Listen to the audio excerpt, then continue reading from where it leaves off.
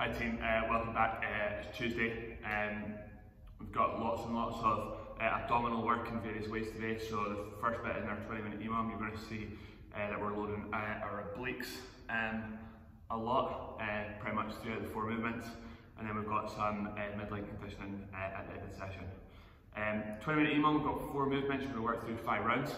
The first movement is a single arm dumbbell farmer carry. So you're going to grab your dumbbell, you're going to hold on the outside of the body, and you're just going to find somewhere in the house or in the garden where you can walk around with that dumbbell by your side. Just split the distance in half, so it'll be 50 feet on one side, 50 feet on the other. Things to focus about in the farmer carry, the weight obviously wants to pull you over to the side, so you're going to fight really hard with the other oblique to keep your torso nice and vertical all the way through. Our next movement, we're going to go into some dumbbell hang snatches. Okay, so thinking like our kettlebell swing, we're going to come up through our legs, snap the hip, and then we're going to punch the sky. In our overhead position, as always, bicep in close to our ear, bum squeeze nice and tight, rib cage pulled down. We're going to come back down, keep the dumbbell close, go through our legs before we snap our hips and punch the sky. Again, do all 8 on one side, and then you can go for your other 8 on the other side. Thinking transferability into some other skills, things like our kettlebell swing and our snatch on a barbell. You want to absolutely make sure that the object stays really close to your body. So aim to skiff your nose and also think about keeping your elbow as high as you can for as long as you can. That'll help you keep the dumbbell nice and close. You're then going to move on to some single arm sumo deadlift high pull. We're going to set the dumbbell in between our feet. We're going to go neutral spine, chest high, shoulders just directly on top of the dumbbell. All we're looking to do here is push the floor away. We're again going to snap our hips. We're going to pull our elbow nice and high. Your elbow is going to always be the highest point in the finishing position. Each time once you've done it, you're going to reset to the hip and control that deadlift back to the floor. That's going to keep your back nice and flat all the way through. On the way down, on the way up, you just want to make sure that those hips and shoulders come together before you go looking to snap that hip and aggressively get that dumbbell moving. Your last movement in the EMOM is down ups. So chest and thighs are going to go all the way to the floor. We're going to pop that. You're going to stand up nice and straight. Like so. However you get down and up onto the floor is entirely up to you. Throughout the workout, you're roughly looking to work 40 seconds on each movement.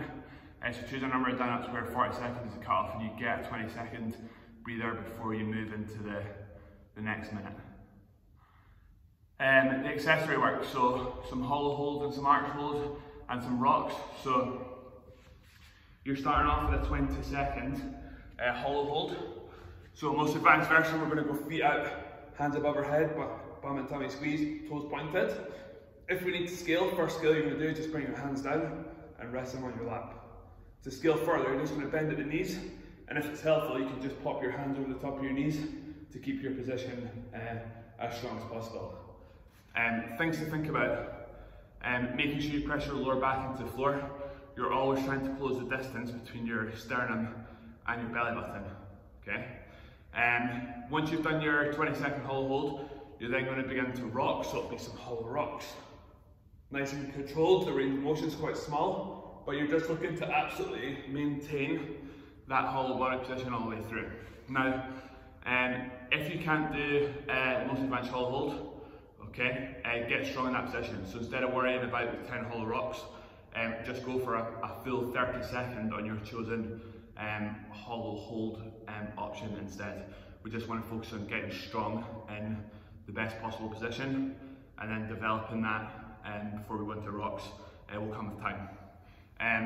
Your arch rock, you're going to turn it over, or sorry, your arch hold, feet together, toes squeeze, hands up nice and straight. You're going to squeeze your butt, squeeze tummy. We're going to now try and increase the distance between our sternum and our belly button as much as we can, and we're thinking about squeezing our butt as hard as we can each time.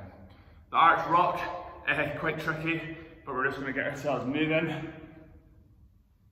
But again, we're just looking to maintain that arch position all the way through, so that you're nice and rigid and you're just using essentially the distance of your rib cage as a pivot point on the floor. Again, take the same approach to the arch rocks as the arch hold. If you find the arch hold tough, just hold it for slightly longer, or just get strong in that position, as opposed to worrying about the arch rock. The round finishes with 30 seconds of top plank. So we're going to have feet together on all fours. You're going to shift your weight forward, right onto the balls of your toes, so that your shoulders are just in front of your wrists. 30 seconds, and scale that time down if necessary. And after each set, rest as long as you need so that the quality stays high.